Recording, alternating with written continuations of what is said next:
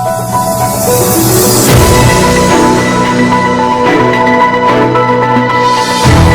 రోజున ఈ చట్టం చూసి ఎంత దుర్మార్గంగా ఉందంటే సార్, అరాచకాన్ని అశాంతిని సమాజంలో కలిగిస్తుంది ఈ చట్టం. 2-3 ఉదాహరణలు చెప్పిస్తాను. అలాగే ఒక ప్యారలల్ న్యాయ వ్యవస్థని రాజ్యాంగం మనకు కల్పించింది. న్యాయ వ్యవస్థ, ఎగ్జిక్యూటివ్ వ్యవస్థ, లెజిస్లేటివ్ అని. ఒకళ్ళు ఒక దాంట్లో ఎంక్రోచ్ అవ్వకూడదు. ఇప్పుడు దీన్ని ఆ ఎగ్జిక్యూటివ్ వ్యవస్థని న్యాయ వ్యవస్థలోకి ఎంక్రోచ్ చేసేసింది ఈ చట్టం ద్వారా. ప్యారలల్ జ్యుడిషియరీని కండక్ట్ చేస్తూ ఉంది దీన్ని. ఇది చాలా దుర్మార్గం. అలాగే వివాదాలు లేనటువంటి ఆస్తులని వివాదాల్లోకి తీసుకెళ్ళిపోతూ ఉంది. ప్రజలకి ఎంత అనుబంధం అంటే, కుటుంబాన్ని అన్నా పోగొట్టుకుంటాడు కానీ ఆస్తిని పోగొట్టుకోడు. భూ అంటే అంత ప్రేమ, ఇల్లు అంటే అంత ప్రేమ. తను పుట్టిన ఇల్లు అమ్మడు. ఇతర దేశాల్లో ఉన్నా కూడా కావాలంటే వాళ్ళు ఉంచుకుంటాడు కానీ ఇల్లుని అమ్మడు. అంటే అంత ఈ ప్రజలకి, ప్రత్యేకించి భారతదేశం ఆంధ్ర రాష్ట్ర ప్రజలకి భూ అన్న, ఆ పెరిగిన వాతావరణం అన్న అంత ప్రేమ అన్నమాట. అలాంటి పరిస్థితుల్ని, అశాంతిని కలిగించే ఈ చట్టాన్ని తీసుకొచ్చిందండి. దానికి చాలా మనోవేదంతో మేము చెప్తా ఉన్నాం. 2-3 ఉదాహరణలు మీకు చెప్తాను సార్. దీంట్లోనూ ఇక్కడ సెక్షన్ 2(8)లో ఇమ్మూవబుల్ ప్రాపర్టీ అంటే వివరించాడేంటి, ఏం తీసుకొచ్చారు. చాలామంది అనుకున్నారు ఇమ్మూవబుల్ ప్రాపర్టీ అంటే, నేను మొదట్లో కూడా నేను కర్నూలు అక్కడ అడ్వకేట్ చేస్తుంటే ఇది రైతులకు ఏదో వచ్చిందేమో అని అనుకున్నాం. తర్వాత 2(8) of the immovable property act తీసుకొస్తే land, buildings, flats, any other premises and things attached to earth, అంటే ఇమ్మూవబుల్ ప్రాపర్టీ అనే దానికి ఇల్లు ప్రతిదాన్ని తీసుకొచ్చేసారండి దాంట్లో. తర్వాత ఏం చేస్తున్నారంటే 3 రికార్డులను మెయింటైన్ చేస్తున్నారండి వీళ్ళు. Record of title, record of disputes, record of charges ఈ చట్టం ద్వారా. అది సెక్షన్ 215 చెప్తుందండి. 3 రిజిస్టర్స్ని మెయింటైన్ చేస్తారని. ఇక్కడ ఇంకా దుర్మార్గం ఏంటంటే, ఈ రికార్డ్ ఆఫ్ టైటిల్ ఏం చెప్పిందంటే, మన ఉదాహరణ చెప్పి నేను చట్టాన్ని చెప్తానండి. 1985కు పూర్వం మన దేశంలో, ప్రత్యేకించి మన ఆంధ్ర రాష్ట్రంలో పార్టీషన్ అంటే కుటుంబ బాగా పార్టీషన్ రాసుకునే వాళ్ళు, పార్టీషన్ లిస్ట్ అంటే రైతు వారీగా పనిచేసుకునే వాళ్ళు ఒక తెల్ల కాగితం మీద దానికి ఎవిడెన్స్గా రాసుకునేవాళ్ళు. ఏ ఆస్తి నాకు వచ్చింది, బి ఆస్తి తమ్ముడికి వచ్చింది, సి ఆస్తి చెల్లికి వచ్చిందని. దాన్ని 1985 వరకు కూడాను చట్టాలన్నీ గుర్తించి వాళ్ళ పేర్లు మ్యూటేషన్ జరిగినాయి. పట్టదారు పాస్ పుస్తకాలు వచ్చినాయి, ఇళ్ళు అయితే టౌన్ సర్వేలు ఎంటర్ అయిపోయినాయి, ప్రాపర్టీ ట్యాక్స్లు వచ్చినాయి. ఇప్పుడు ఈ చట్టం కింద ఏం చేస్తున్నాడంటే, వివాదాలు లేనటువంటి ఆస్తులు ప్రతి వ్యక్తి కూడా వాళ్ళటండి సెక్షన్ 6 కింద ఒక పేపర్ పబ్లిక్ ముందు ఒక రికార్డు తయారు చేస్తారట వాళ్ళ దగ్గర ఉన్న ఆధారంగా. 7 ప్రకారంగా ఒక పేపర్లో ఇస్తారట. మా దగ్గర పన్నుల ప్రకారం ఇతను ఏ అని ఆయన ఓనరు, పట్టదారు పుస్తకాల ప్రకారం ఒక వ్యక్తి ఓనరు, లేకపోతే ఎన్కంబెంట్ సర్టిఫికేట్ ప్రకారంగా ఒక వ్యక్తి ఓనర్ అని చెప్పి వాళ్ళు ముందు పేపర్లో ఒకటి వేస్తారట. వేసి ప్రజలందరూ వాళ్ళ పేర్లు నమోదు చేయించుకోవాలట. ఈ ఆస్తి నాది అని ఎవరైనా సరే క్లెయిమ్ చేయొచ్చు.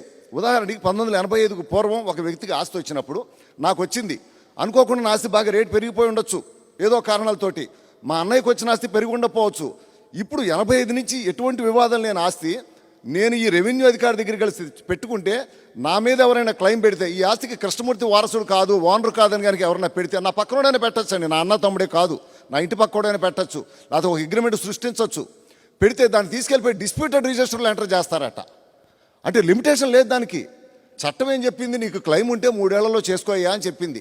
లిమిటేషన్ లేకుండా డైరెక్ట్గా రూపాయి ఖర్చు లేకుండా నువ్వు డైరెక్ట్గా ఒక అర్జీ కనుక రెవెన్యూ అధికారికి పెట్టుకుంటే నా ప్రాపర్టీని డిస్ప్యూటెడ్ రిజిస్టర్లో పెట్టేస్తారట. ఇక డిస్ప్యూటెడ్ రిజిస్టర్లో పెడితే దానికి ఉండే ప్రభావం ఏంటంటే, ఏ బ్యాంకు లోన్ ఇవ్వదు, ఏ వ్యక్తి ఆస్తి కొనడానికి రాడు, ఆ ఆస్తి నాకు నిరుపయోగమైనటువంటి ఆస్తి. దీనివల్ల జరిగే కాన్సిక్వెన్సెస్ ఏంటంటే, కంప్లైంట్ పెట్టినోడు కాళ్ళు పట్టుకుని నేను ఎంతో కొంత డబ్బులు ఇచ్చుకుని అయ్యా డిస్ప్యూట్ లేదని చెప్పించుకోవాలి నేను. మరి ఇది ప్రజల్లో అరాచకం, అశాంతి కలిగించేది కాదా? ప్రశాంతమైన జీవనాన్ని గెలుస్తున్నటువంటి ప్రజలు ఈ రోజున తన ప్రాపర్టీని డిస్ప్యూటెడ్ రిజిస్టర్లో పెడితే ఆత్మహత్యలు చేసుకునే పరిస్థితి వస్తుంది.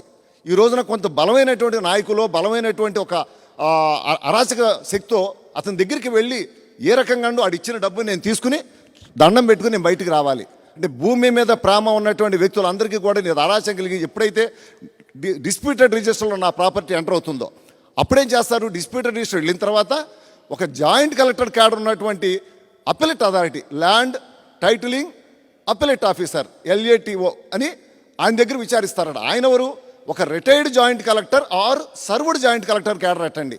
ఎంతో దుర్మార్గమో చూడండి. కనీసం అంతకుముందు చెప్పినటువంటి ఈ మోడల్ కోడ్లో నీతి ఆయోగ్ చెప్పిందంటే ఏం చెప్పారంటే, ఒక న్యాయమూర్తిని నియమించమని చెప్పారు. అలాంటిది పోయి ఒక రిటైర్డ్ జాయింట్ కలెక్టర్ విచారిస్తాడట. కింద టైటిలింగ్ ఆఫీసర్ దగ్గర ఒక క్లెయిమ్ వచ్చింది, తీసుకురండి ఈ డాక్యుమెంట్స్ అని. మరి అతను ఏం చేస్తాడు, అతనికి ఎవరు చెప్తే డబ్బుకో అనేక రకమైన ప్రలోభాలకు లోబడే ఇది నా ఆస్తి కాదు ఇంకోటిదని చెప్తే దానికి రివిజన్ వెళ్ళాలట, న్యాయస్థానాలు లేదు. రివిజను అప్పీల్ అనేది మా న్యాయవాదులు చాలామంది తెలుసండి. అప్పీల్ అంటేనండి టోటల్ రికార్డును పరిశీలిస్తారు. రివిజన్ అంటే apparent error on the record. అరే అసలు నోటీస్ ఏమైనా ఇచ్చారా లేదా అట్లాంటిది ఇవ్వకుండా పాస్ చేసామో చూస్తారు తప్పితే అతని క్లెయిమ్ జెన్యూనే కాదా చూడరు. రివిజన్కి అప్పీల్కి ఆ తేడా ఉంది. ఇలాంటి పరిస్థితుల్లో న్యాయ వ్యవస్థలోకి చొరబడి ప్రజలలో అశాంతిని కలిగించేటువంటి చట్టం నిజంగా ఒక దుర్మార్గమైనటువంటి చట్టం. దీన్ని రెవెన్యూ వాళ్ళకి ప్యారలల్ ఎడ్యుడికేటరీ సిస్టమ్ ఇచ్చేశారు. న్యాయ వ్యవస్థ చేసే అధికారాలని రెవెన్యూ వాళ్ళకి ఇచ్చేశారు. మొన్న మినిస్టర్ గారు చెప్తారు మీటింగ్లో అసెంబ్లీలో చూశాను, న్యాయ వ్యవస్థలో చాలా ఆలస్యాలు జరుగుతున్నాయి కాబట్టి రెవెన్యూ వాళ్ళకి ఎడ్యుడికేటరీ పవర్స్ మేము ఇచ్చేసామని. ఎంత దుర్మార్గం అంటే రెవెన్యూ వాళ్ళకి ఎడ్యుడికేటరీ పవర్స్ ఇచ్చేసి ఈ రోజున అది కాక నా ప్రాపర్టీ డిస్ప్యూటెడ్ రిజిస్టర్లోకి వెళ్ళిపోతుంది. ఆ తర్వాత ఇంకోటి ఏం చెప్పారంటే ఈ ఎంట్రీస్ అన్ని 2 సంవత్సరాల తర్వాత కంక్లూజివ్ ప్రూఫ్ అయిపోతుందట, మార్కెటబుల్ టైటిల్ వచ్చేస్తుంది. ఎందుకంటే నేను అన్ని చట్టాలు అన్ని సెక్షన్లు చెప్పనండి, 2-3 చెప్తాను, మిగతా మిత్రులు చెప్పాలి కాబట్టి. ఇంకా ఒక దుర్మార్గం ఏమిటంటే నేను ఇచ్చినటువంటి సమాచారం రెవెన్యూ వాళ్ళకి తప్పైనా ఇవ్వాల్సిన ఇన్ఫర్మేషన్ ఇవ్వకపోయినా 6 నెలలు జైలు శిక్ష, 50,000 పెనాల్టీ అట్టండి. ఇదేంటండి నా ఆస్తి నేను రేపొద్దున నా తమ్ముడో నా ఇంటి పక్కోడు వచ్చి కృష్ణమూర్తి ఇచ్చింది తప్పు అంటాడు, ఆడు తప్పని రాసేస్తే 6 నెలలు జైల్లోకి వెళ్ళాలా నేను అంటే ప్రజలలో ఎంత అరాచం కలిగించేటువంటి ఈ దుర్మార్గపు చట్టాన్ని తీసుకొచ్చి ఇంకొకటి ఏంటంటే సుప్రీంకోర్టులో కేసు ఉన్నా, హైకోర్టులో కేసు ఉన్నా, సబ్ కోర్టులో కేసు ఉన్నా, ఏ కోర్టులో కేసు ఉన్నా సరే వాళ్ళ దగ్గరికి వెళ్ళి సర్టిఫికేట్ తీసుకుంటే నాకు కేసులు నడవాలట కోర్టుల్లో, లేకపోతే ప్రొసీడింగ్స్ ఆగిపోవాలట. ఇప్పటికే కనుక డిగ్రీ వచ్చేస్తే వీళ్ళు ఇచ్చిన సర్టిఫికేట్ని తీసుకెళ్ళి ఆ డిగ్రీకి కుడితేనే ఎన్ఫోర్సబుల్ అటండి డిగ్రీ. న్యాయస్థానం ఇచ్చినటువంటి డిగ్రీలను కూడా నిర్వీర్యం చేసేటటువంటి చట్టం. ఈ రోజున మరి లిమిటేషన్ యాక్ట్ అని, స్పెసిఫిక్ రిలీఫ్ యాక్ట్ అని, అనేక ట్రాన్స్ఫర్ ఆఫ్ ప్రాపర్టీ యాక్ట్ అని అనేక రకమైన చట్టాలు ఉంటే ఆ చట్టాలన్నిటిని నిర్వీర్యం చేస్తూ ఏకైక చట్టం తెచ్చాం మేము, ప్రజలందరికీ ఇది బ్రహ్మాండంగా ఉంటుంది, వాళ్ళది ఇక మా దీంట్లో మా పేరు ఎంటర్ అయిందంటే చాలు, ఇక మీరు ఏమీ చూసుకోకర్లా, ఆస్తులు ఉండక్కర్లా, కాగితాలు ఉండక్కర్లేదని చెప్తున్నారు. చెప్పడానికి బాగానే ఉంది, కానీ వాస్తవంగా చూస్తే అరాచకం, అశాంతి ఎంత జరుగుతున్నటువంటి దుర్మార్గమైన చట్టం. కాబట్టి ఈ రోజున న్యాయవాదులందరమే, ఆంధ్ర రాష్ట్రంలో ఉన్న న్యాయవాదులందరూ మేము ఉద్యమం చేస్తుంటే దురదృష్టవశాత్తు నాకు తెలిసి గత 70-80 ఏళ్లలో ఎప్పుడు కూడా న్యాయవాదులు 2 గ్రూప్ అవ్వలేదు. కావాలంటే అపోజ్ చేస్తారు, కోర్టులో మేము ఎలా వాదనిస్తే అలా అపోజ్ చేస్తాం. కానీ ఇప్పుడు ఇదేదో వైసీపీ ప్రభుత్వానికన్నా మిగతా న్యాయవాదులను 2 గ్రూపులుగా చేసేశారు.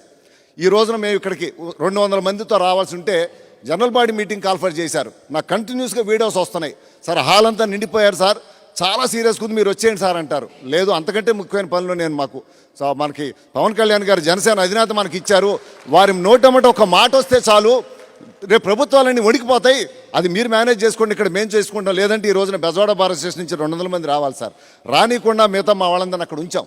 కారణం ఏంటంటే చట్టం తెలిసిన వాళ్ళు అక్కడ మాట్లాడాలి, జనరల్ బాడీలో మాట్లాడాలి, ఆ ఉద్దేశంతో చేశాం. ఇలాంటి ఒక దుర్మార్గమైన చట్టాన్ని తీసుకొచ్చి రెవెన్యూ అధికారులను తీసుకొచ్చి టైటిల్ రిజిస్ట్రేషన్ ఆఫీసర్గా, జాయింట్ కలెక్టర్, రిటైర్డ్ జాయింట్ కలెక్టర్స్ని కూడా తీసుకొచ్చేసి అప్లెట్ ఆఫీసర్గా తీసుకొచ్చి ఈ చట్టాన్ని అంతేకాదండి, నేను మార్టిగేజ్ పెడితే బ్యాంకుకు మార్టిగేజ్ పెట్టినా వాడి దగ్గర సర్టిఫికేట్ తెచ్చుకోవాలట, నేను పవర్ ఆఫ్ అటార్నీ ఇచ్చినా వాళ్ళ దగ్గర సర్టిఫికేట్ తెచ్చుకోవాలట, తెచ్చుకుంటేనే పవర్ ఆఫ్ అటార్నీ వ్యాలిడ్, తెచ్చుకుంటేనే ఆ తనఖా valid. Transfer of property act చెప్తా ఉంది చక్కగా ఏ రోజునైతే ట్రాన్స్ఫర్ జరిగిందో, ఇంట్రెస్ట్ జరిగిందో ఆ రోజు నుంచి అతను హక్కులు వచ్చినాయి అని. దాన్ని నిర్వీర్యం చేస్తూ అన్ని చట్టాలని తూట్లు పడిస్తే పొడిచిందండి, తర్వాత మనం చూసుకోవచ్చు. కానీ ప్రజల్లో అశాంతిని మనం సహించకూడదు. అరే నా చక్కగా వివాదం లేనటువంటి నా ఆస్తిని ఒక చిన్న ఉత్తరం ముక్క రాసేసి వివాదంలోకి తీసుకెళ్ళిపోతే నా పరిస్థితి, సామాన్య మానవుడి పరిస్థితి ఏమైపోతుంది? ఆ ఉద్దేశంతో ఈరోజు న్యాయవాదులందరమే రోడ్ల మీదకి వచ్చి మేము ఉద్యమాలు చేస్తున్నాం. మా ఉద్యమానికి తప్పనిసరిగా మరి జనసేన అధినేత మాకు తప్పనిసరిగా మాకు తోడు నీడగా ఉంటారని, మా ఉద్యమాన్ని సపోర్ట్ చేస్తారని, ఈరోజు మా బాధల్ని ప్రజల తరఫున మేము చెప్పడానికి వచ్చాం. మమ్మల్ని ప్రజల లెవెల్లో కూడా వెళ్ళనీయకుండా మేము మీటింగ్ పెడుతుంటే అరెస్ట్ చేసేస్తున్నారు. చాలా దుర్మార్గమైన పరిస్థితుల్లో ఈ ప్రభుత్వాలు ఉన్నాయి. మరి